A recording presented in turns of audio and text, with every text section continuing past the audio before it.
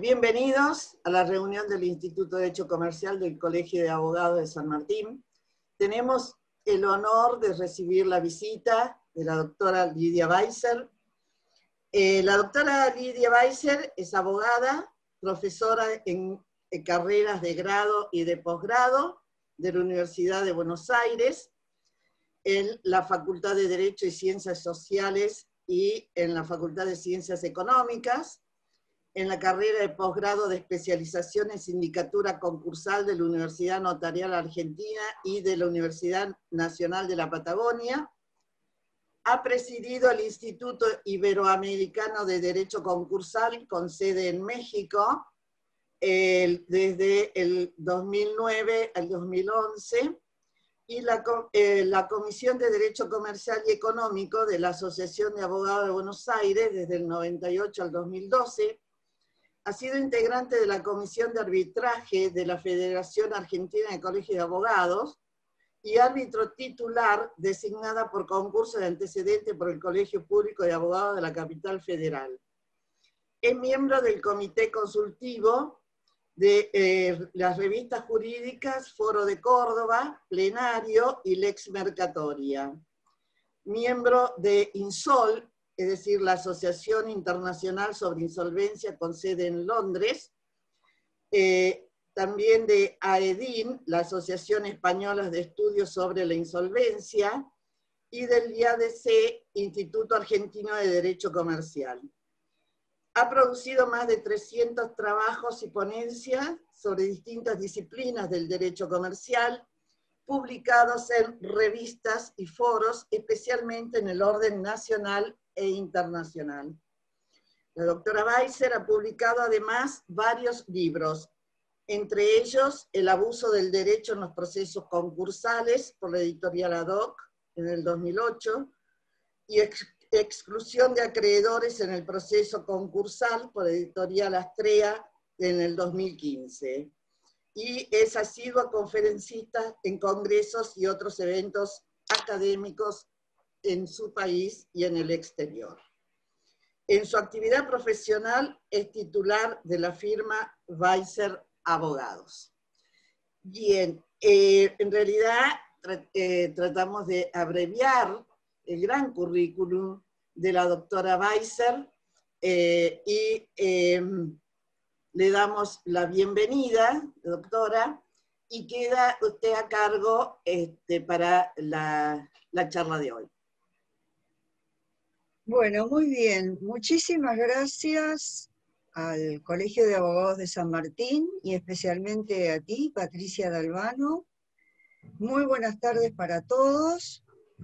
Vamos a tratar hoy, en realidad no sé qué vamos a tratar hoy exactamente, porque la idea era, cuando fijamos esta reunión con la doctora D'Albano Torres, hablar sobre la reforma concursal. Lo pusimos de modo genérico porque no sabíamos si para el momento de esta reunión tendríamos algunas cuestiones para hablar respecto de normas concursales en nuestro país. Pues bien, no las tenemos. Tenemos un proyecto que ha tenido su origen en el Poder Ejecutivo y que trató y aprobó con abrumadora mayoría la Cámara de Diputados, que pasó al Senado en el mes de julio y que tiene un dictamen del Senado de esta semana que incorpora modificaciones, bueno, que vamos a tratar de verlo, aunque tengo que anticipar que es un proyecto que aún si pasa todas las cuestiones que tiene por delante en materia de aprobación y promulgación, digamos, va a servir para muy poco y va a alcanzar para muy pocos sujetos concursales. Bien, además, déjenme pasar algunos avisos parroquiales. Hay muchísimos proyectos de ley que tienen origen en el Senado y en la Cámara de Diputados, que ustedes pueden ver en nuestra página elarcapress.wordpress.org. que corresponde al grupo que muchos ya conocen y que se denomina el ARCA. Ahí también está el proyecto del ARCA, que es un proyecto de profunda modificación de la ley de concursos, y bueno, muchísimos trabajos de los integrantes y actividades académicas, etc.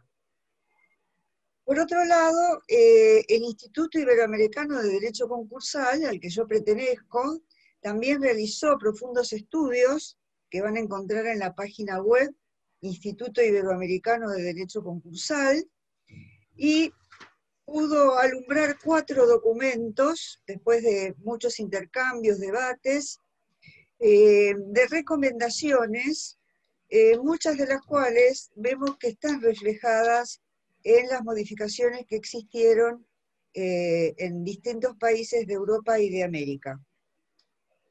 La doctora Patricia D'Albano me dijo que tenemos mucho tiempo, pero bueno, yo tampoco los quiero aburrir, por eso no voy a hablar de lo que da lugar a todas estas modificaciones legislativas, que es la crisis, la profunda crisis económica, que a causa de la pandemia estalló en todo el mundo.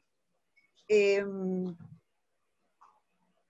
bueno, digamos que, como para entrar en tema, la ley de concursos en el país hacía rato que necesitaba algunos retoques, especialmente en ciertos institutos que tendrían en este momento una importancia superlativa. Me refiero al APE y al Crandown. No es esto lo que tenemos en este proyecto ni en los demás proyectos. Tal vez sea prudente en este momento de crisis extrema volcarse hacia las normas transitorias, como se ha hecho en casi todo el mundo. Pero bien, parece difícil de justificar que la Argentina no tenga, a más de 6 meses de declarada la pandemia, alguna normativa específica en materia de alivio de la situación de crisis para los deudores concursados. Entonces, no tenemos ley aprobada con modificaciones concursales, y sí sabemos lo que está ocurriendo en, digamos, en el contexto de nuestro país. Sabemos que los concursos están tramitando trámites muy tortuosos, donde con creaciones pretorianas muy valientes y muy responsables, los jueces están adaptando los cronogramas de los concursos de acuerdo a las limitaciones impuestas por las medidas sanitarias. Sabemos también que se viene imponiendo el criterio de verificación de créditos a distancia, bueno, por la misma razón, vinculada a la existencia de la pandemia. Sabemos también que el registro de juicios universales no funciona prácticamente, que el sistema de OCS tiene serias dificultades, que hay muchísimos procesos que están trabados por no poder cumplir con la exigencia del decreto 3003, que el sistema de OCS para los profesionales al registro de juicios universales funciona poco y mal, y que los magistrados no lo tienen en su sistema de gestión. Sabemos también que el aluvión de procesos concursales que se avisoraba desde apenas comenzaron las medidas y apenas se desató la crisis económica consecuente, no ha sucedido. No ha sucedido en ningún lugar del territorio nacional. Bueno, como les anticipaba que el proyecto que vamos a analizar hoy es un poco escueto, vamos a hacer un repaso, un paneo, que tal vez sea del interés de la audiencia, sobre qué cosas están pasando en el mundo en materia de modificaciones concursales. Si pudiéramos establecer un común denominador, que se puede establecer, yo he apuntado a las siguientes consideraciones. Se inyectaron billones y trillones de dólares y de euros, cifras escalofriantes que no podemos ni imaginar, volcadas al mercado en ayudas públicas a empresas y a particulares. Acá, por supuesto, estas escalas de valores y de financiamiento están obviamente vinculados al desarrollo de la economía de los distintos países en Europa y en América. Hay ciertas economías que han recibido un shock de liquidez y hay otras economías que recibieron poco y nada, y bueno, para usar una metáfora médica tan corriente en estos tiempos, muchas economías están atadas a un respirador artificial. En casi todos los países se adoptaron normas para reconducir los procesos concursales en trámite y los futuros a iniciarse con elongación de plazos, facilitación de acuerdos, etc. Se adoptaron también normas en materia societaria, y esto es un común denominador.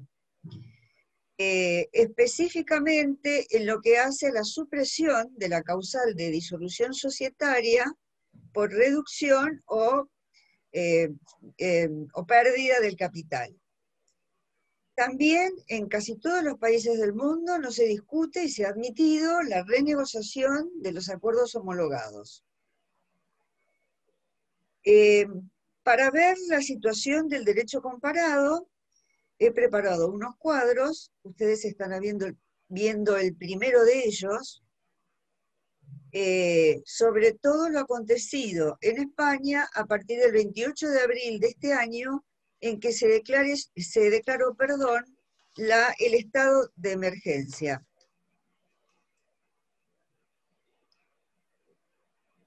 El Real Decreto 16 del año 2020, que luego se convirtió en ley, establece medidas extraordinarias y temporales, procesales y sustanciales, vigentes a partir del 30 de abril de este año en curso.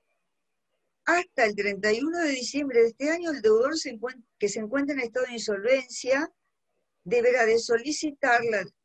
quedará relevado de solicitar la declaración de su concurso, y tampoco se aceptarán los pedidos de proceso tramitados por terceros. Esto es un tema muy importante porque en España rige la responsabilidad solidaria de los administradores y la calificación de conducta por la falta de presentación tempestiva del pedido de concurso que ellos llaman voluntario. También, y esto también vamos a ver en otros países que reformaron su legislación, como manera de fomentar la liquidez o la financiación de las empresas en crisis, las personas especialmente relacionadas con el deudor, que son las personas que nosotros conocemos en el artículo 45, es decir, las que están impedidas, no están impedidas de votar, pero su voto no cuenta para el cómputo de las mayorías. Esas personas, socios, controlados, etcétera, y también a nivel del, digamos, concursado, persona humana, sus parientes, etcétera, esto que todos conocemos por el artículo 45 de nuestra ley y que de tanto se habló en su momento, lo que se ha hecho como para fomentar el financiamiento empresario respecto de estos sujetos que son lo que se llama normalmente financistas de última instancia o prestamistas de última instancia, es mejorar su situación en el concurso, como por ejemplo en España, que se les acuerda privilegios y, quiero decir, estos créditos que normalmente son subordinados pasan a la categoría de créditos ordinarios, y no solo eso, sino que podría concederse algunos privilegios al prestamista de última instancia, que insisto, son las personas especialmente relacionadas con el deudor. Estas normativas se aplican a los concursos que se declaren dentro de los 2 años siguientes a la declaración del estado de alarma, o sea que esto va para largo plazo, y según evolucione la pandemia, a lo mejor se producirán otras prórrogas. No. En Colombia, nos ilustró hace poco en una conferencia la doctora Diana Rivera, en un simposio muy interesante organizado por la Facultad de Derecho, que además de dos decretos de vital importancia, el 360 de abril y el 842 de junio de este año, además de todo eso, se han dictado más de 30 decretos relacionados con un sinnúmero de materias y con un sinnúmero de sectores de la economía a los que se pretende facilitar la salida de la crisis. Y además se han creado normativas específicas, distintas de los procesos que contempla la ley 1116, que es la ley ordinaria de concursos en Colombia. Por ejemplo, determinados procesos de reorganización empresarial, los de reorganización empresarial ordinaria son los corrientes, pero algunas normas se modificaron para la validación del acuerdo extrajudicial, también para la negociación de emergencia, es un proceso nuevo, el NEAR, y el procedimiento de recuperación de empresas, que es otro tipo de procedimiento, el PRE, y también un último proceso de reorganización empresaria abreviada. Italia, que fue el primer país afectado por la pandemia, también fue el primero que tomó la delantera en materia de disposiciones para paliar la crisis. El decreto del 23 de agosto del 20 es un mosaico de resoluciones, de disposiciones que apuntan a la liquidez, al sostenimiento de los llamados Golden Powers, que son las empresas vinculadas a determinados sectores específicamente importantes para la economía, decisiones fiscales, suspensión de juicios, apoyo al empleo, procedimientos de insolvencia. En cuanto a los convenios y acuerdos de reestructuración, que son nuestros acuerdos concursales, se distingue entre los que están homologados y los que no están homologados. Para los que están homologados hay una moratoria en el cumplimiento de todos los plazos, automáticas, de 6 meses, y la posibilidad de modificar el plan, lo que sería nuestro acuerdo concursal, por 90 días y a petición del deudor. Y los no homologados tienen un plazo extendido para llegar a una solución, a una solución negociada con los acreedores. Por otro lado, el artículo 10 del decreto congela las solicitudes de propia quiebra y de quiebra pedidas por terceros. ¿Qué más pasó en Italia? Bueno, como yo les venía diciendo, también se suprime la regla de la,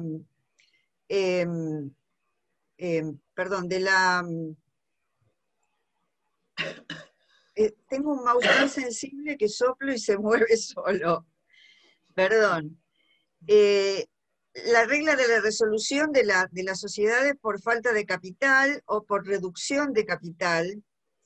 Se regulan los préstamos de los accionistas y los préstamos intragrupos. También, como en España, se deja de lado la subordinación del crédito del socio, de la empresa vinculada.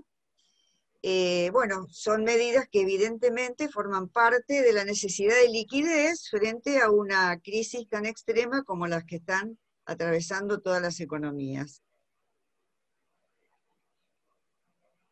Se ha repetido en nuestro país que las normas, es decir, la falta o la ausencia de disposiciones en materia concursal, hacen que las que se adoptaron en el año 2001-2002, que ahora las vamos a ver, hayan sido más eficaces, más prolíficas, que esta situación en la que nos encontramos desde la declaración de la pandemia, recordemos, en el mes de marzo de este año. Y en este cuadro lo que yo quiero mostrar, que a partir de un artículo muy interesante de Botteri y de Dasso Hijo, que es verdad que en Argentina a cada situación de conflicto económico importante sucedió una modificación de la ley concursal. Así, por ejemplo, en la depresión del año 30 se dio lugar luego a la ley 11.719. En la crisis del petróleo de los años 70 se alumbró la ley 19.551. En la crisis del tequila de 1994, o con posterioridad a ella, se sancionó la ley 24.522. Y finalmente, en las crisis del año 2001-2002, tuvimos dos reformas legislativas. Algunas de esas disposiciones vinieron para quedarse, las de las leyes 25.563 y 25.589. Para refrescar la memoria, ¿cuáles fueron las medidas que se adoptaron en las crisis del 2001-2002? Me van a perdonar los cuadros, pero bueno, hacemos lo que podemos, estamos descubriendo el PowerPoint, estamos sin secretaria, y bueno, por ahí nuestras habilidades no son todo lo amplias que sería necesario en este momento. Pero alguien me dijo que cuando se cambia el color de letra, se produce una mejor atención de la audiencia. Vamos a ver si esto sucede. Bueno, ¿qué pasó después del 2001-2002 con las leyes de reformas? Bueno, acá hay algunas medidas de carácter general, esto lo tenemos que decir también, en casi todos los países se adoptaron medidas de carácter general y algunas específicamente concursales, no todas concursales. Concursales y societarias, ya las resumí en un punto tratado anteriormente. Si me disculpan, voy a bajar para que no escuchen los ruidos de fondo que yo tengo. Bueno, como regla general, se suspendieron por 180 días todas las ejecuciones singulares, con garantía real o sin garantía real. Por 180 días se suspendió también la traba de medidas cautelares. Se dispusieron planes especiales de pago de impuestos con plazos de hasta 10 años. Se estableció la ampliación del periodo de exclusividad, llevándolo a 180 días para los concursos en trámite, y 180 a 360 días, hago mucho énfasis en esto, para los procesos iniciados después de la sanción de la ley. Se derogó el límite del 60% de la quita, se prorrogó por un año el pago de todas las obligaciones concursales y se suspendieron por 180 días los pedidos de quiebra en trámite. También se prohibió la deducción de nuevos pedidos de quiebra. Añoramos, como ustedes verán, estas disposiciones que hubieran servido para aclarar y mucho el panorama tan oscuro que tenemos en materia concursal y en relación a todas las relaciones negociales. Uno de los documentos producidos por el Instituto Iberoamericano, cuyos redactores iniciales fueron los doctores Richard y la doctora Ferrer Montenegro, de Uruguay, justamente hacía mucho hincapié en la necesidad de fomentar la negociación de buena fe en todas las relaciones obligacionales y contractuales. Bien.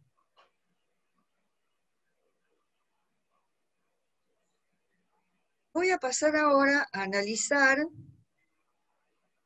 el proyecto que tiene media sanción de diputados y que ha pasado a la Cámara de Senadores en el curso de esta semana, donde existió un dictamen que propone modificaciones, razón por la cual este proyecto va a tener que volver, como todos sabemos, a la Cámara de Origen.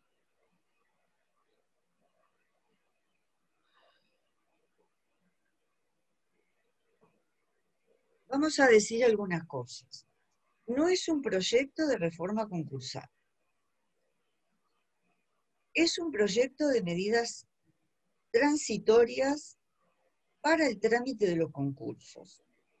A pesar de que toda la doctrina ha visto, y el propio decreto menciona, que es una normativa relativa a determinados sujetos, yo en realidad pienso que es una normativa dedicada a determinados procesos, es decir, todas las normas incluidas en este proyecto son de índole procesal.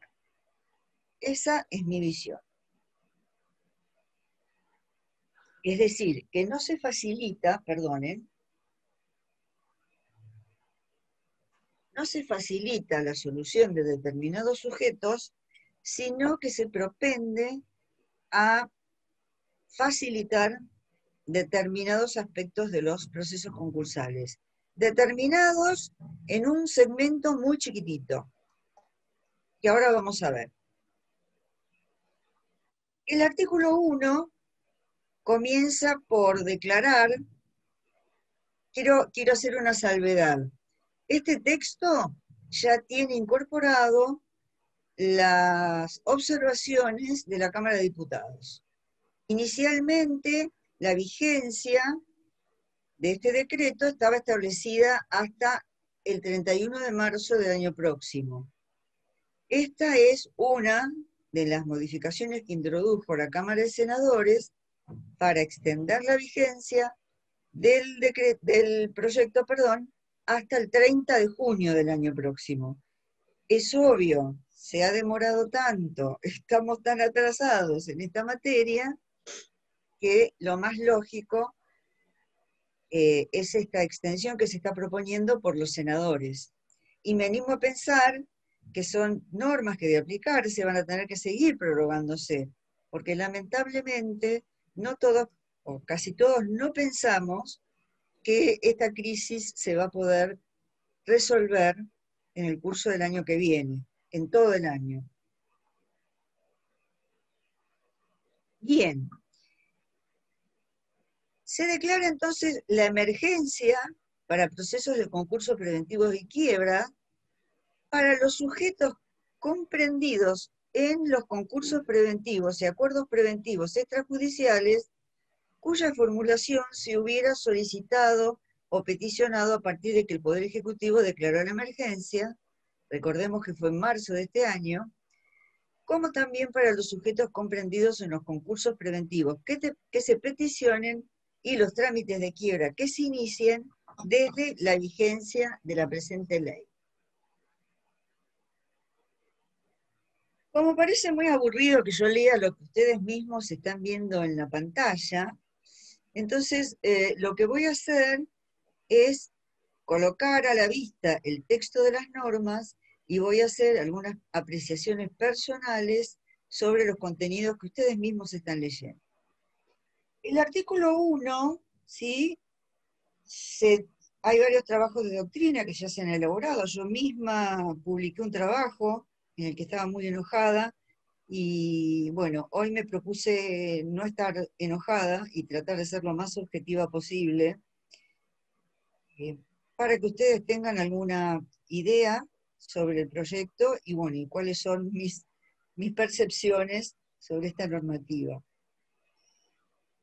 Si bien el artículo 1 se dice que es el que establece los sujetos comprendidos en esta normativa, como dije anteriormente, en realidad no se refiere a los sujetos, sino que se refiere a los procesos.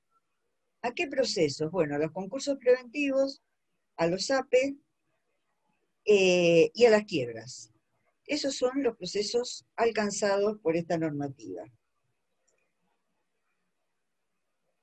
Bien, de lo que se trata, en realidad, es de una elongación de plazos en estos procesos concursales al que hice referencia.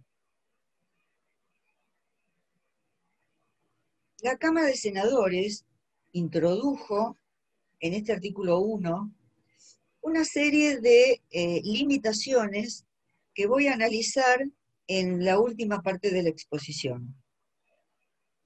Así que vamos a seguir adelante con el artículo 2. Como tengo dos mouse, me confundo.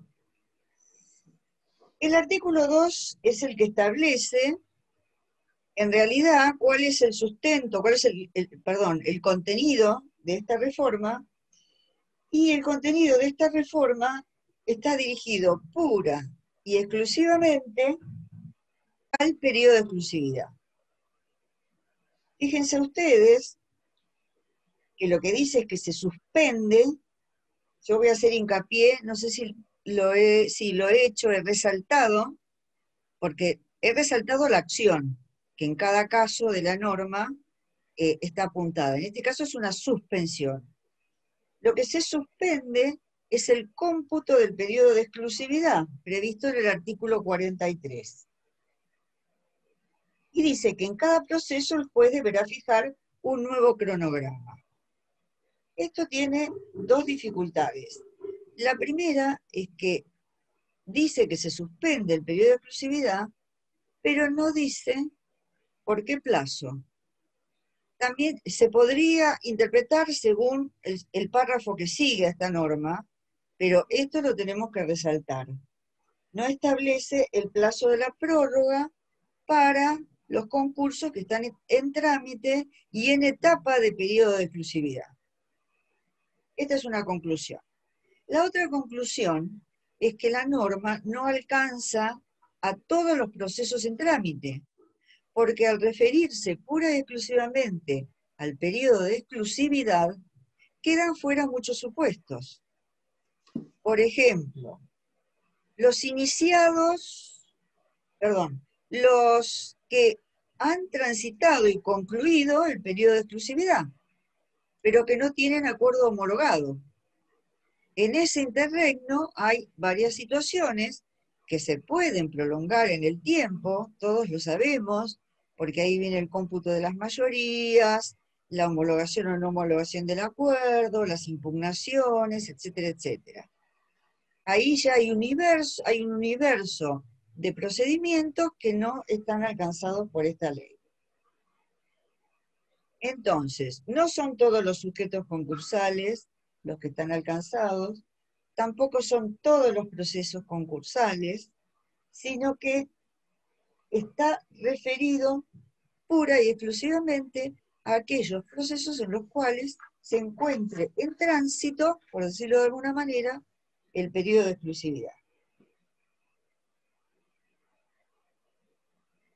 Con respecto a los que se inicien después de la declaración de la emergencia, lo que establece es que el periodo de exclusividad será de 180 días, con una posibilidad de adicionarle 60 días más, a petición del deudor y como facultad del juez.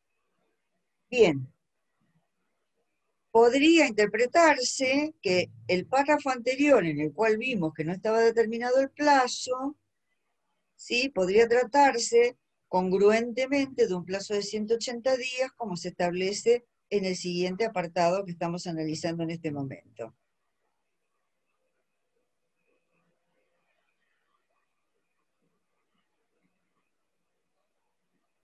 Con respecto a la fijación de un nuevo cronograma del concurso, todos sabemos también que eso, digamos, por necesidad, por emergencia, los jueces han ido, digamos,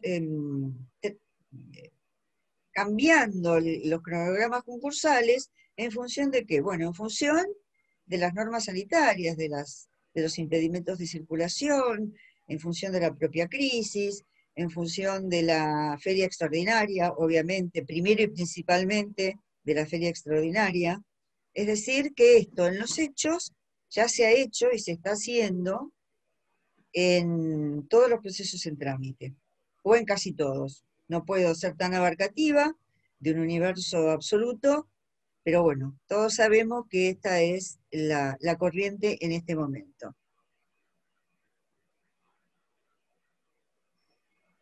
En el inciso B, que vamos a ver ahora, estamos siempre en el artículo 2, ahí está resaltado en negrita otra suspensión, que se suspende a partir de la entrada en vigencia de la ley.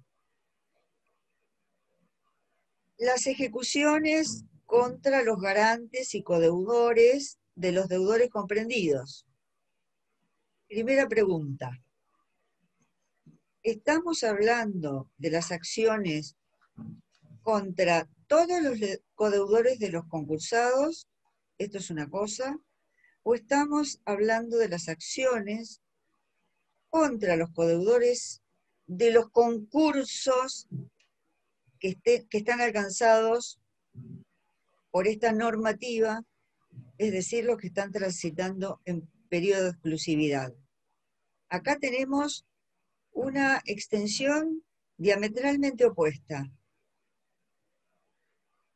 Quiero decirles que les voy a dejar planteadas muchas preguntas y que para esas preguntas no tengo la respuesta en muchos casos. Esta es una. ¿Cuál es el universo de codeudores solidarios, garantes, etcétera, de los concursados? Muy bien. Una salvedad más respecto de los garantes y de la suspensión de estas acciones. Recordemos que la novación concursal no alcanza a estos sujetos que ahora menciona esta normativa. Digamos que esto marca una diferencia sustancial con la ley de fondo. Y en segundo lugar, también sabemos que el concurso no ejerce fuero de atracción respecto de esas obligaciones. Entonces, esta es una normativa que se va a aplicar eventualmente a procesos que no tramitan en el juzgado del concurso.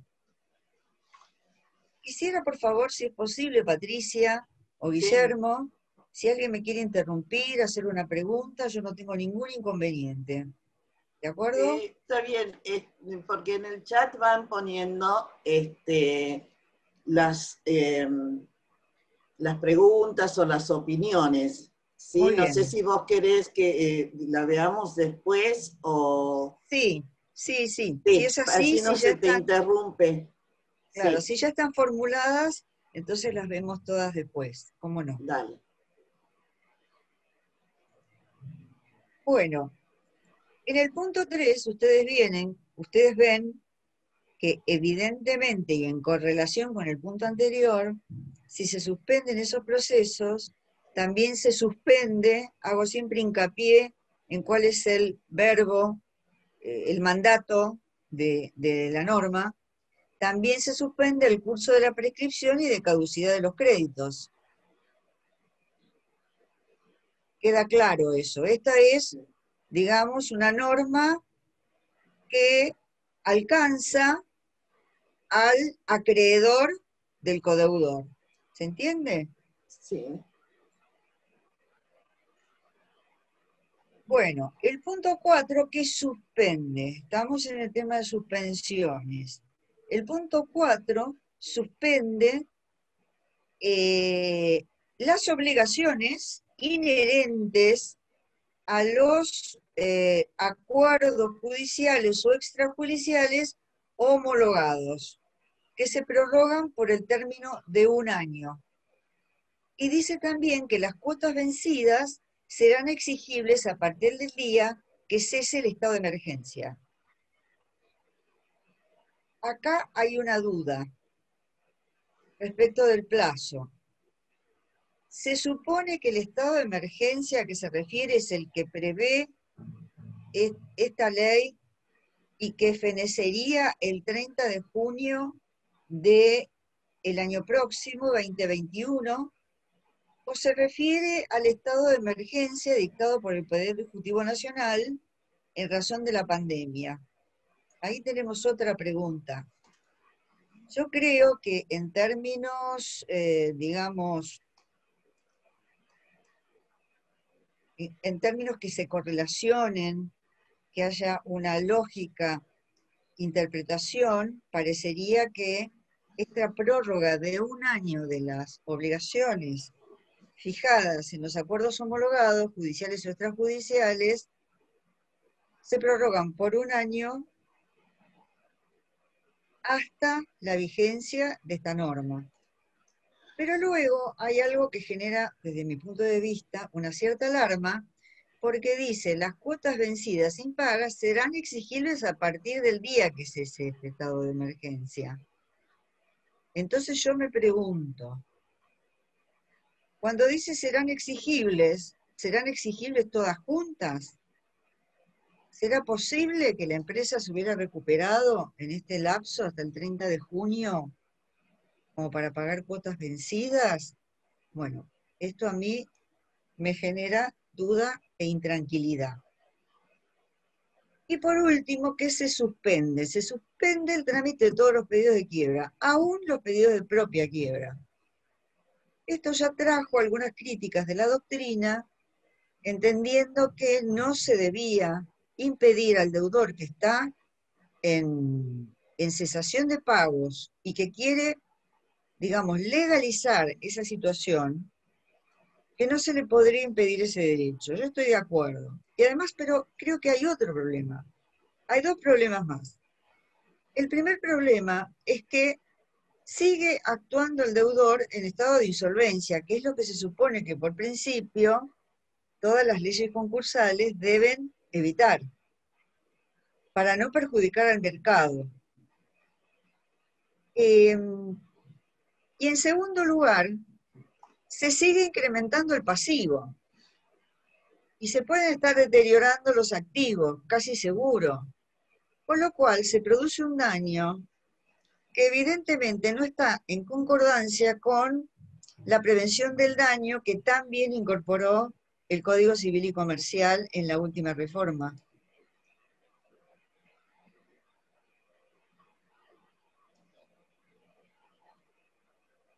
Bien.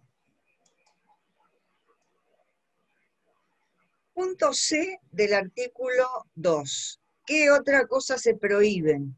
Se prohíben nuevos embargos sobre cuentas bancarias, excepto los casos de procedimiento de pronto pago y créditos de origen alimentario. Cuando yo hago un destacado ahí en negrita, es porque son los temas que generan alguna cuestión para analizar.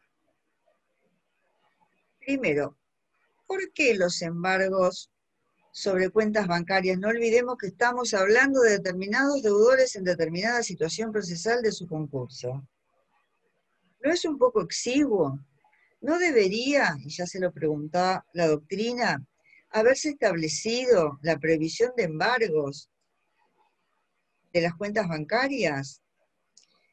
¿No es verdad que actualmente es jurisprudencia casi que no admite, que no tiene contradicciones en la realidad, que los embargos sobre cuentas bancarias en sujetos concursados deben ser levantados? Bien. Luego dice que la prohibición de embargos no rige para los créditos laborales de pronto pago. Hasta ahí estamos bien. Pero luego agrega los créditos laborales y créditos de origen alimentario. Y acá surge una pregunta. ¿Qué categoría dentro del concurso son los créditos de origen alimentario? ¿Será... ¿a qué está apuntando este dispositivo? Bueno, los dejo pensando.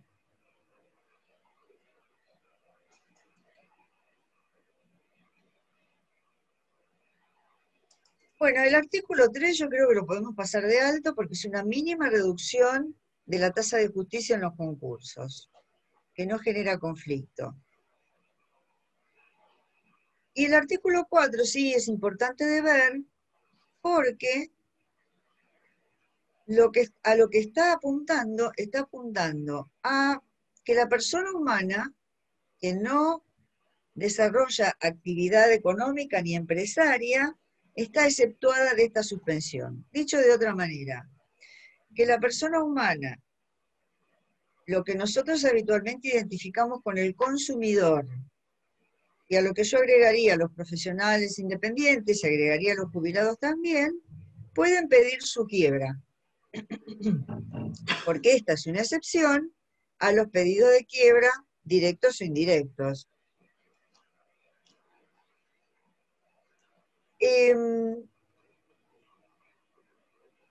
Y luego dice que el juez del concurso tiene que adoptar las medidas conducentes para la rehabilitación de la persona humana y protección de su dignidad y de su grupo familiar. Acá parecería que se están estableciendo reglas que están más allá de las reglas de la inhabilitación en materia de quiebras, del artículo 236. Parecería que a lo que se está apuntando es a una rápida reinserción de estos sujetos. Ahora, yo digo, debería ser igual para las empresas a las que se prohíbe pedir su quiebra, porque si estamos hablando de reinserción, nos importan también las sociedades, especialmente las pequeñas y medianas.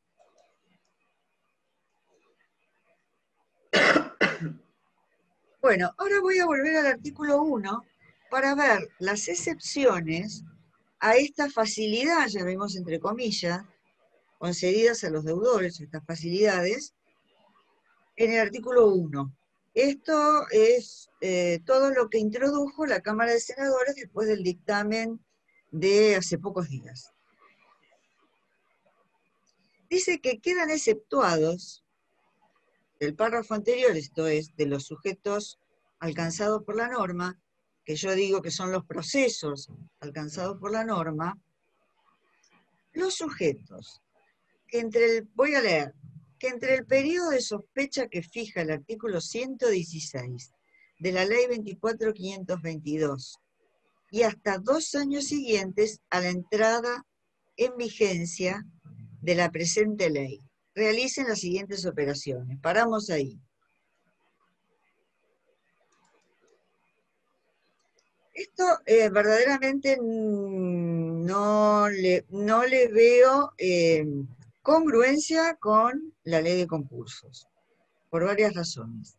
La primera, porque estamos hablando de concursos, pero el periodo de sospecha que se fija para la quiebra. En el concurso no se fija periodo de sospecha. El 116 dice: la fijación de la fecha de iniciación de la cesación de pagos no puede retrotraerse a los efectos previstos en esta sección, bueno, tal cosa. Denomínase periodo de sospecha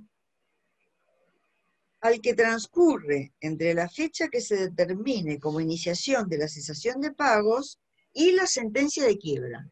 Entonces, está claro que el periodo de sospecha no está establecido en el concurso si la quiebra no está declarada.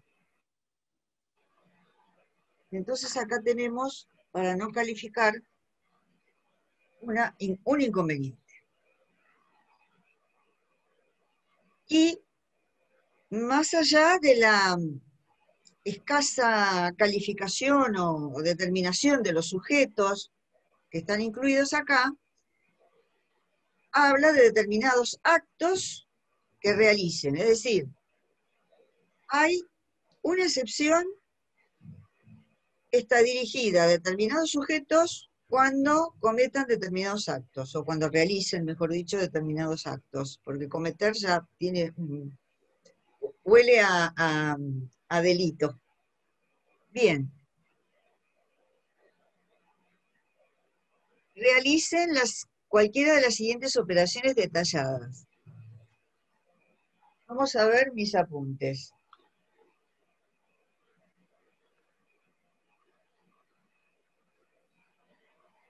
¿Cuáles son las operaciones?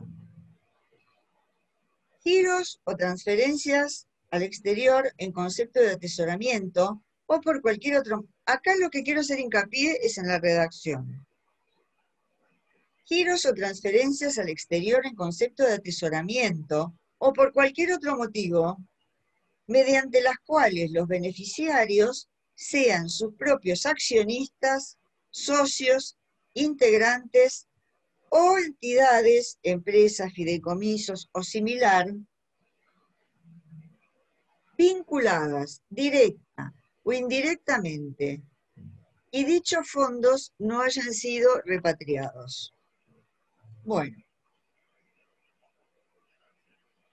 Más allá de la redacción, que no parece muy prolija, todo el texto normativo no es muy prolija la redacción, digamos, se está poniendo una excepción a un beneficio, recordemos. Que esa excepción esté fundada a giros o transferencias al exterior por cualquier motivo, en realidad es como un poco llamativo y contraproducente para aquellas empresas que tienen actividad con el exterior. Acá lo que se está estableciendo es que hay un cierto grado de ilicitud respecto de estos giros y transferencias al exterior. ¿Y quiénes deben ser los sujetos beneficiados por esos giros? Accionistas, socios, integrantes. Bueno, evidentemente lo que se está tratando de establecer es, digamos, que abarque a todos los tipos societarios. Empresas, fideicomisos o similar. El término empresas no es unívoco. ¿Se está refiriendo a una persona jurídica societaria? ¿Se está refiriendo a un patrimonio de afectación? Cuando se dice empresa, parecería que sí, porque después refiere como ejemplo al fideicomiso o similar. Bien. ¿Qué otro acto se debe realizar para que no prospere o para que no sea posible la ventaja relativa que concede esta ley? Erogaciones a países categorizados como no cooperantes o de nula o baja tributación. Bueno, a ver, que se esté tratando de impedir el lavado de dinero a paraísos fiscales me parece fantástico. Pero el término erogaciones, ¿sí? Su conceptualización es la de gasto, ¿sí? Y si la empresa necesita hacer un gasto que es inherente al tráfico comercial, ¿sí? No puede ser de antemano considerado como, digo, este manto sospechoso que se está tratando de colocar sobre determinadas operaciones. Que entiendo cuál es el sentido último, pero no está bien conceptuado, no está bien establecido y bueno, podría ser perjudicial. Otra de las excepciones, actos de adquisición de títulos valores en pesos para su posterior venta en moneda extranjera, ya sabemos. Este procedimiento por el cual se trata de obtener divisas en el exterior o al revés, con pesos argentinos, tratar de obtener dólares en el país. Que son actividades financieras lícitas, digamos, que hasta ahora no están prohibidas, que yo sepa. Y luego dice, constitución de cualquier activo financiero en el exterior que no se haya efectuado su repatriación dentro del periodo citado. Constitución de cualquier activo financiero en el exterior. Yo digo, un activo financiero en el exterior, ¿forma parte o no forma parte del patrimonio del concursado? ¿Responde o no responde a las obligaciones frente a los acreedores? Bueno. A ver, estamos haciendo muchos esfuerzos interpretativos, en general, sobre todo este proyecto, que ya lo han considerado algunos colegas, y yo adhiero a eso, prácticamente no va a tener aplicación ni eficacia ninguna. O lo va a tener sobre un universo tan pequeño que va a ser totalmente falto de significación. Porque pensemos, en el transcurso del tiempo, desde la pandemia, ¿sí? Hasta ahora, supongamos que entre en vigencia rápidamente, que se pongan de acuerdo en diputados y se sancione la ley. ¿Cuántos concursos van a estar transitando por el periodo de exclusividad? casi ninguno. Y con respecto a las excepciones que están planteadas en el artículo 1, las introducidas por los senadores, en función de esa referencia al periodo de sospecha, impide, yo creo, impide tomar en serio el resto de esas excepciones. O sea, se entiende cuál es la intención, y la intención puede ser loable, pero si la herramienta jurídica no funciona, no va a haber forma de aplicarla. Bien, esto es todo lo que he preparado para mi exposición. Me queda nada más que alguna reflexión final. Una que tenía que haber dicho al principio, Patricia, y es que yo soy Lidia Weiser, la rubia de pelo corto que está en la foto del afiche. Pero bueno, creo que todos me han reconocido igual. Post-pandemia. No, estás linda en la foto, ¿eh? Sí, la foto es linda, pero bueno, Sí. después vino la pandemia. Bueno, No, bien. estamos todos nosotros, Patricia, todos los asistentes, todos los compañeros del ARCA, el Instituto Iberoamericano de Derecho Concursal, trabajando con los motores en marcha todo el tiempo, las locomotoras echando humo. Bueno, ahora ya no echan humo, pero bueno. Y aportando tantas ideas y viendo lo que pasa en el mundo, que no es tan disímil de las soluciones que se aportaron después de la tremenda crisis del año 2001-2002, y sin embargo no tenemos soluciones normativas en materia concursal en la Argentina hoy. Yo lo que pienso, y por eso estaba tan enojada, y que hoy traté de no estarlo, no sé si lo logré o no lo logré, es que todo este esfuerzo que hacemos, la verdad merecería que nuestros legisladores les presten un poquitito de atención.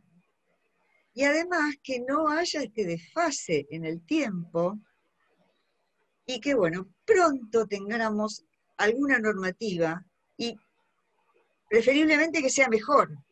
Pero para mejorarla puede llegar a perder estado parlamentario. Así que, bueno, no sabemos qué recomendación dar a nuestros legisladores. Solo sabemos que confiamos en nuestro trabajo, en nuestro estudio, y que lamentamos no poder volcar esos debates y esas soluciones a los que finalmente se arribaron para mejorar a la sociedad, para propender al bien común. Bueno, muchísimas gracias por la atención que me prestaron y quedo a disposición. Bien. Gracias, Lidia. En realidad, como siempre, aprendemos un montón. Acá tengo algunas cosas. Acá dice que Guillermo levantó la mano, ¿no? ¿Puede ser, Guillermo? Bien. 50 preguntas hay.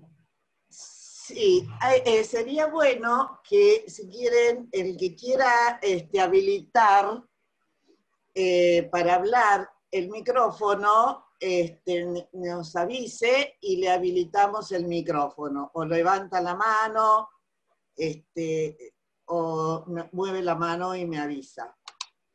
Bueno, qué lindo que veo muchos amigos que no veía hace tiempo. Adriana, Alicia Pereira la veo muy seguido. Ah, sí. A Patricia también. A Patricia ni que hablar. Sí. Ah, está Vichy Nicastro también. Sí, ¿viste? Él es el que dice una tucumana. Bueno, yo le voy a tener que recordar que lo que yo canté, y que fue uno de los hitos en mi vida, verdaderamente se lo tengo que agradecer a Vichy Nicastro, es que me haya invitado, es decir, con 2 años de anticipación de un congreso de derecho concursal al otro, me invitó que vaya a Tucumán a cantar, y yo fui a cantar, fui al Congreso, pero también fui a cantar, y canté en la casita de Tucumán. Y eso es algo que para una persona, digamos, fue algo tan extraordinario, que yo lo considero como, bueno, como un tesoro que tuve la posibilidad de tener en mi vida. Pero no canté Lunita Tucumana, canté Si llega a ser Tucumana. Ah, Eso para la defensa de género. bien. Bueno, nos debes la interpretación entonces. Podrías venir al encuentro de Institutos de Derecho Comercial que hacemos en noviembre en la provincia y nos cantás algo. Bueno, cómo Sería, no, sería cómo no, buenísimo. asumo el compromiso. Bueno, dale. Uy, Efraín, ¿cómo estás? Bueno, primero creo que el que pidió hablar, podemos empezar con Guillermo y después vamos contestando las preguntas, ¿sí? A ver, Guillermo, ahí está. Bueno, lo mío es brevísimo. Yo la verdad después de leer este dictamen estaba muy preocupado, pero después de escuchar la vivisección que termina de hacer la doctora Weiser estoy verdaderamente alarmado. Yo le hago una mínima pregunta que se me ocurría a medida que usted estaba hablando. ¿Qué ocurriría con los concursos vinculados en un agrupamiento donde uno o un grupo se concursa antes de marzo y el resto después? Bueno, uno tendría la posibilidad de extender su periodo de exclusividad, es decir, el que se concurse antes. A ver, perdón, uno antes de marzo y otro Después de después. marzo, o sea que ya en la Bueno, pandemia. antes de marzo no está alcanzado, ese no está alcanzado. Los otros sí están alcanzados. El anterior no tendría una extensión del periodo de exclusividad. Pero yo se la voy a complejizar más. ¿Qué pasa si hay propuesta unificada? ¿Cuál es el periodo de exclusividad? Ese es el problema la pregunta que se me ocurre. Esa es la pregunta que se me ocurre. Bueno, no, yo no tengo respuesta. Como les dije, tengo muchísimas preguntas y escasas respuestas. Bien. Ahí no tengo. Un Pero tema bueno, complejo. lo que estamos viendo es que los jueces heroicamente están haciendo esfuerzos de adaptación tremendos. Así que bueno, de ser norma, a lo mejor alguna creación pretoriana salva de todos estos entuertos. Por supuesto, porque si se aplicara a rajatabla el texto de la ley, se desbarataría el sentido del agrupamiento. No, lo que se desbarataría es para el caso de que tengan propuesta unificada, donde necesariamente tiene que ser unificado el periodo de exclusividad. Aquí, no sé si Efraín quiere agregar algo. Lo vi que había puesto. Activa tu micrófono, Efraín. Activa el micrófono. Ahí está. Ahí está. Yo no tengo duda de que eso va a ser la construcción que van a hacer los jueces. Y en primer lugar quiero decir que has estado didactiquísima. Yo no podría, yo que tengo muchos años más que vos, de ninguna forma me podría haber acercado a la claridad. Estudié. A la claridad con que has expuesto. Así que fantástico, te felicito. En segundo lugar, Gracias. los jueces van a tener que hacer interpretaciones. Y en el caso que plantea Guillermo, yo desearía que el juez se ajustara a derecho para litigar 10 años. Porque cuando no me la ampliaran, recurriría a la Cámara y llegaría a la Corte, entonces estaría 10 años abierto. Me hace acordar al famoso caso Filippini de allá por el 80. Así que yo, juez, se lo ampliaría todo, razonablemente, exigiéndole al mismo tiempo la seriedad de cosas que hoy no se exigen a nadie, porque hoy es un festín presentarse en concurso por las facilidades que se dan mientras se cumplan los aspectos procesales. Así que, bueno, esa es mi idea. Hay una falta de eficiencia judicial y hacia eso se agrega una falta de eficiencia en la legislación. Estamos perdidos, jefe. Gracias, Lidia. Gracias.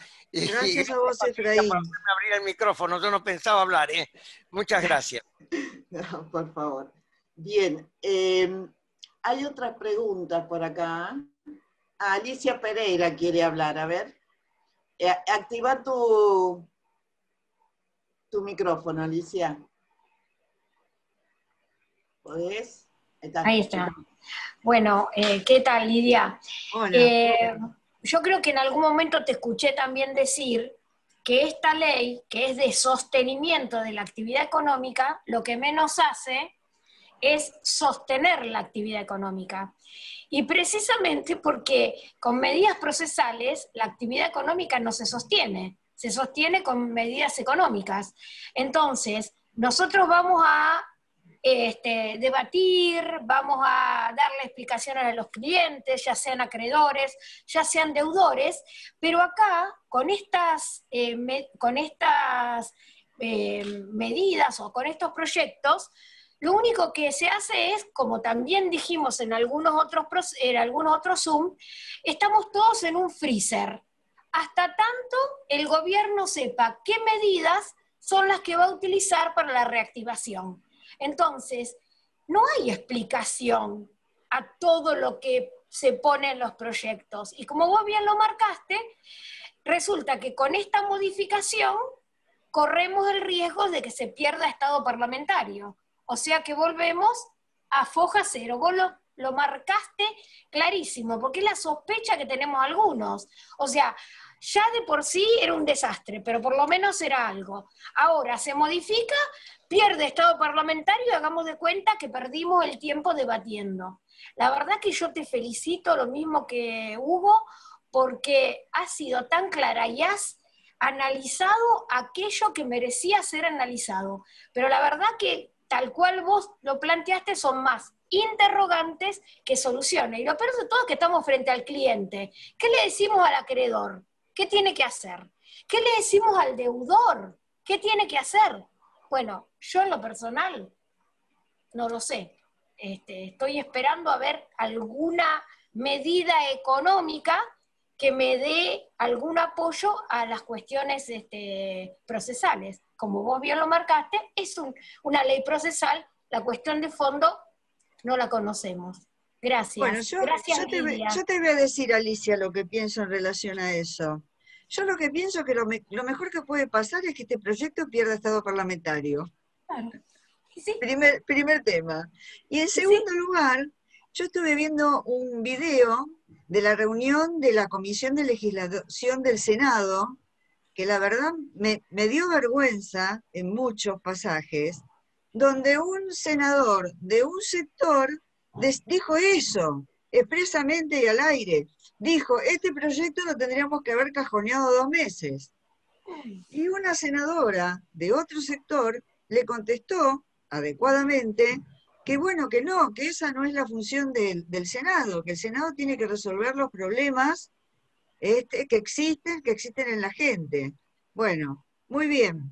Y yo diría que también deberían nuestros legisladores estudiar un poquito, aunque sea un poquito menos de todo lo que estudiamos nosotros, pero estudiar un poquito. Sí, tal cual. Así es. Tal cual. Gracias, Bien. Lidia. No, al no sé si contrario. Patricia Tuneaski querés activar, no te veo por acá, a ver. Porque hiciste algunas preguntas. ¿Estás, Patricia? Me parece que no, ¿no? Yo la vi a Patricia, inclusive estaba chateando. Ah, acá está, Patricia. ¿Por qué no activas tu micrófono y hacer las preguntas que hiciste en el Permiso, chat? me voy a servir un poquito de agua. Dale, Sí. tranquilo. Bueno, acá tenemos el problema real, es el problema económico, y que ese no lo vamos a solucionar mediante ninguna ley.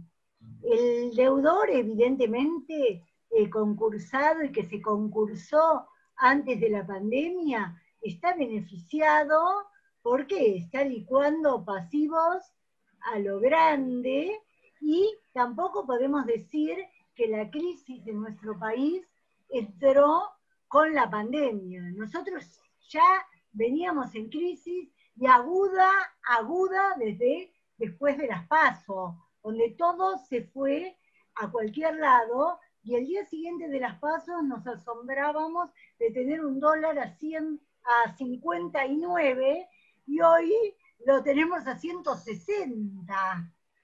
O sea que, y no actualizamos nada. Por el otro lado, la actividad sindical, estamos totalmente en el horno, porque se avanza con el periodo de exclusividad. El síndico tiene que seguir cumpliendo sus funciones por mucho más tiempo del que la tenía que cumplir, y decide entre el juez y el deudor. Nadie nos consulta sobre las posibilidades que le demos a la actividad. Yo tuve un caso de un agrupamiento que vencía el periodo de exclusividad en fines de febrero del 2020, perdón. Y le pidieron una ampliación de un mes. Ya esa ampliación de un mes cayó dentro de la pandemia. Durante la pandemia siguieron negociando, pero cayeron los plazos. La audiencia informativa que debía ser hoy, pidieron hace una semana 180 días hábiles de ampliación del periodo de exclusividad. Y el juez le dio hasta el 31 de mayo. Digamos, y que al síndico no se le dio traslado de nada en este momento, y que el síndico siga presentando los informes mensuales. ¿Los síndicos de qué vivimos? Porque también somos acreedores vulnerables. Sí, gracias. Es así. Bueno, yo te voy a responder, Patricia. Estoy de acuerdo con vos en que hay muchísimos problemas, que la economía estaba muy mal antes de la pandemia y sigue estando muy mal, pero lo que no comparto es que una ley no puede resolver problemas. Una ley sí puede resolver problemas, porque si no tenemos un mosaico de decisiones en todo el país, no hay seguridad jurídica, hay dudas, hay angustias, de modo que sí, debería. Y además todos los países del mundo lo han hecho, menos la Argentina. No solo los países de Europa, todos reformaron sus normas concursales. España, Alemania, el Reino Unido, Estados Unidos, en América, Perú, Chile, Colombia, Brasil. Así que se ve que el resto de la comunidad internacional sí apuesta a las leyes para resolver algunos problemas. Perdona, Lidia, yo no me refiero a que las leyes no solucionen problemas. Tiene que haber un análisis en conjunto de todas las leyes. No hacemos nada con la ley solamente de concursos y quiebras si no vemos cómo reactivar la economía y cómo no empieza a funcionar todo el país. No, estamos de acuerdo totalmente, pero vos hiciste una mención en el sentido que no creías que una ley puede resolver. No, me expresé mal, yo dije que una ley sola... No, por supuesto. Estamos totalmente de acuerdo.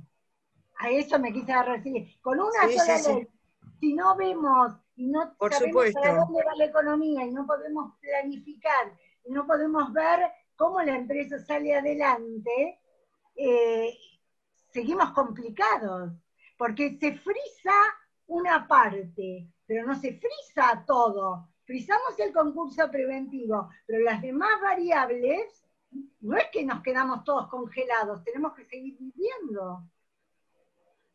Claro. Necesitamos educación, seguridad para salir a la calle, seguridad jurídica, que todo se vuelva a poner de alguna manera en funcionamiento. Porque además con el tema de la educación, los que somos docentes y los que no, lo vemos a diario, esto ha decaído muchísimo. Sí. Y las diferencias son cada vez más notables. Y uno qué sé yo, yo doy clase en la UBA y uno con esto de entrar un poco en la casa de cada uno se entera, percibe más las diferencias entre los estudiantes que cuando iban a la facultad se preparaban y había diferencias que no se notaban y ahora se ponen más de manifiesto. Bien, gracias Patricia por el aporte. Acá el doctor Rubén Morsesian pidió hablar. Rubén, ¿puedes activar tu micrófono? Ahí está. Hola. Perfecto. Hola Lidia. Hola a todos. Excelente la charla y la propuesta. Y comparto lo que vienen diciendo todos. Muy ilustrativo todo lo que nos comentaste, Lidia, pero me quedo con esta ley que lo mejor que puede pasar es que pierda estado parlamentario y coincido, pero me quedo con ese artículo 4 que rescata algo importante desde mi visión, de temas que a mí me gustan, que es que se mete a hablar directamente de la dignidad de la gente, de la recuperación de las personas, ¿no? Y bueno, por lo menos eso es una intervención, creo que del diputado Ramón, si yo mal no recuerdo. Y desde ese lado, a mí me parece que este pequeño aporte de la ley, del proyecto, merecería ser rescatado, ¿no? En el sentido de que cualquier otra reforma, cualquier cuestión que se vuelva a introducir, tiene que hacer hincapié en las necesidades de la gente de a pie, que bien Lidia dijo que lo identificamos como el consumidor, pero es aquel que no tiene actividad económica habitual, y Lidia lo extendió a los jubilados. Entonces, en el futuro, si esto pierde estado parlamentario, cualquier cosa que venga, no puede dejar al margen esto, porque en el proyecto original esto no estaba. Esto fue una cuestión del diputado Ramón, que es un diputado de Mendoza que está relacionado con Protectora, ONG de consumidores, y a mí me parece que hay que rescatar ese tema, esa cuestión. El resto es para olvidarlo, claro que sí. Nada Gracias, más Rubén. Felicitaciones. Mirá, ¿sabés qué me parece? Que en realidad no está rescatando ni está aportando ninguna solución para los consumidores. No. Simplemente lo que está haciendo es exceptuándolos de la prohibición de pedir su quiebra. Uh-huh.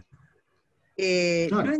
No entiendo que más allá de hacer mención a la dignidad humana, que a todos nos parece muy bien, pero no hace otra cosa la norma que permitirle pedir su propia quiebra. Y lo que sí hace es sugerir que el juez rápidamente le otorgue la rehabilitación. Entendemos también en qué sentido y positivo va la norma, pero lo que pasa es que la ley de concurso, la ley de fondo, tiene un sistema de rehabilitación al año. No se entiende muy bien si lo que quiere la norma es que se abrevie el plazo de un año. O no sé en qué sentido se puede instar al juez para que viole una norma positiva. ¿Se entiende a lo que voy? O sea, la redacción es muy defectuosa. Es malísima. Toda la ley es muy defectuosa. Yo rescataba el tema de instalarlo. Si quiso decir alguna otra cosa, no lo dijo. Y lo que dijo, lo dijo mal. No lo dijo. Están autorizados al que quiera hablar a activar su micrófono, para hacer su aporte o su pregunta. Bien. ¿Alguien más para el debate? Por ahí vi algunos medios intranquilos. Gracias, Efraín. Esos aplausos para Lidia, en realidad son muy merecidos. Nos ilustró muy bien sobre la situación. Y creo que como abogados en el ejercicio y que estamos, como dice Lidia, tratando de remarla, creo que vamos a tener, ¿qué es lo que estamos haciendo un poco? Basados específicamente en la renegociación de los contratos, ¿sí? En acuerdos siempre dentro del ámbito de la negociación, tratando como abogados tanto del deudor como del acreedor, ¿no? Tratando de negociar todo lo que se pueda antes de tener la posibilidad de entrar en un concurso o en una quiebra. Claro está que aquel que está muerto, digamos, una cuestión de buena fe sería pedir la propia quiebra, ¿sí? Entonces, nos es difícil en este terreno en donde no tenemos todavía lo que sí tuvimos, menos mal en aquella crisis del 2002, una ley que ordenara un poco las cuestiones de la emergencia. Y al estar huérfanos de ella, en realidad, para nosotros es un gran problema. Es decir, para nosotros me refiero los ciudadanos, ¿no? A todos, no solo a los abogados, sino a los contadores, al ciudadano común, al empresario, a todos, nos tiene un poco desordenados, desorganizados justamente por esa orfandad que tenemos. Y que mucha urgencia no se demuestra, ¿sí? Porque se podría llegar a un buen proyecto entre todos y consensuarlo, porque tampoco la cuestión es difícil estar de acuerdo en que estamos en una situación muy crítica. Así que bueno, muchísimas gracias, Lidia. Los esperamos a todos, todos están invitados para el encuentro de institutos de la provincia de Buenos Aires en noviembre, que es el 25, 26 y 27 de noviembre, organizado por el Colegio de Abogados de Azul. Están hasta el 20 de octubre para hacer la presentación de ponencias. Así que bueno, cualquier cosa nos piden información y se las pasamos, que sería muy grato poder ver y compartir la evolución de la doctrina en todas las cuestiones que nos están aquejando. Bueno, muchísimas gracias a todos. De parte del Colegio de Abogados de San Martín, les damos las gracias por estar acá, muy contentos, y del instituto en especial, por supuesto. Bien, un beso para todos, cariños, y nos encontramos en la próxima.